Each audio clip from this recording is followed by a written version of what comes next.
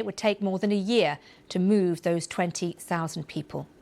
Well, let's speak now to Jonathan Fowler, spokesperson for UNRWA, the United Nations Relief and Works Agency for Palestine Refugees. Thank you so much for joining us on The World today, Jonathan. And just tell me how important it is that this crossing has now been opened, albeit in a very limited way. It's absolutely critical. I mean, all border crossings need to function properly, and Rafah notably, because this is the main way in and out of Gaza for people who live in the Gaza Strip. And as you rightly highlighted in your introduction, there are some 20,000 patients in need of critical care, anything from people with severe injuries through to people who've been suffering from cancer and not being able to get the treatment. These people need to be able to get out to get medical care because the hospital system is almost completely collapsed inside the Gaza Strip. It's critical, but the numbers being allowed out for medical care are tiny compared to the huge number of people in need. And the people in need are inside Gaza, and no goods or humanitarian aid is allowed.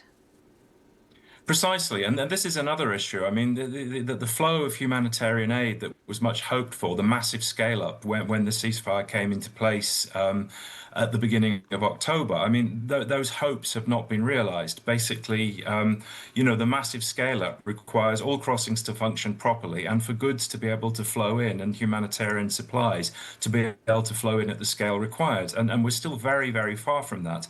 I mean, the bar was so incredibly low that anything is by definition an improvement, but it's still far from what is necessary.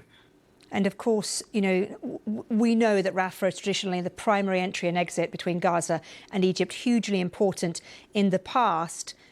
What do you think the impact will be if it doesn't open in a bigger scale soon?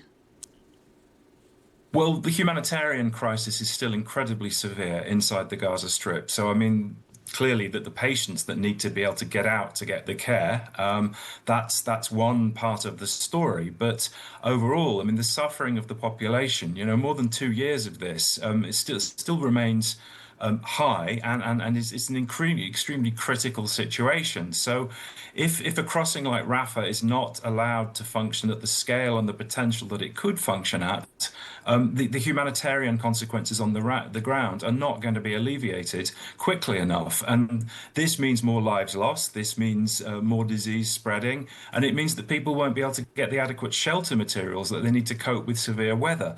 I mean, on every indicator, the situation is disastrous still within the Gaza Strip. And so every opportunity needs to be seized to improve the situation on the ground. Jonathan, thank you very much indeed for joining us. I really appreciate you taking the time to talk to the BBC this evening. Thank you.